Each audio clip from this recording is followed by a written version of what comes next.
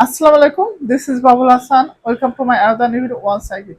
In this video, I'd love to discuss the most important common word that is subway. Subway it means the underground railway system.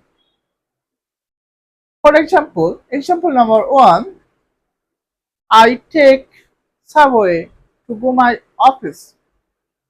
Example number two, subway is a digital transportation system.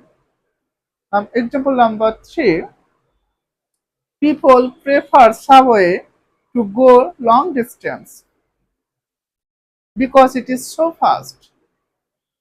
Example number four, I bought a ticket for a subway, right?